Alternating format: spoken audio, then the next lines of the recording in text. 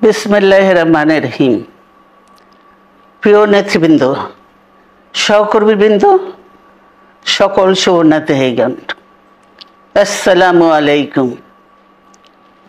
প্রতি বছর মে মাসের এই দিনটি আমাদের পরিবারে আসে এক বেদনা বিধুর স্মৃতি নিয়ে।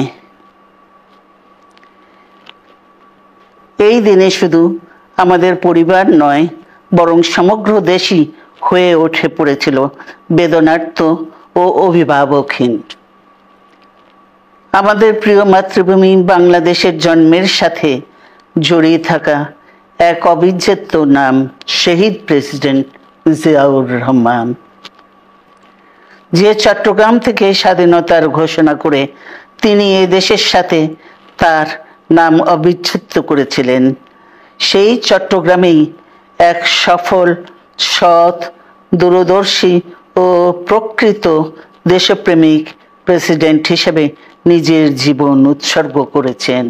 এদেশে গণতন্ত্র, স্বাধীনতা, সংবাদপত্র ও বিচার বিভাগের স্বাধীনতা, স্বনির্ভরতা ও উন্নয়ন এবং নিজস্ব জাতীয়তাবাদ সৃষ্টির অনন্য রূপকার শহীদ জিয়া, যে গণতন্ত্র প্রতিষ্ঠা আর সার্বভৌমত্ব রক্ষার লড়াইয়ে তিনি শাহাদাত বরণ করেছেন, সেই গণতন্ত্র নিরবচ্ছিন্ন যাত্রা আজও বাধাগ্রস্ত হচ্ছে প্রতি পদে পদে।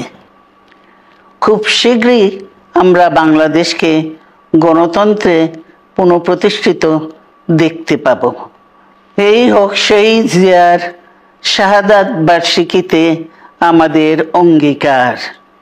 এই লক্ষ্যে সুশৃঙ্খলভাবে এগিয়ে চলার জন্য আমি বিএনপির সকল পর্যায়ের নেতা কর্মী ও দেশবাসীর প্রতি আহ্বান জানাচ্ছি। মনে রাখবেন, সবার জন্য গণতন্ত্র ও উন্নয়নের মাধ্যমে সকল সমস্যার সমাধানের যে রাজনীতি শহীদ জিয়া রেখে গেছেন, তা বাস্তবায়নের মাধ্যমে তার প্রতি শ্রদ্ধা জানাতে হবে।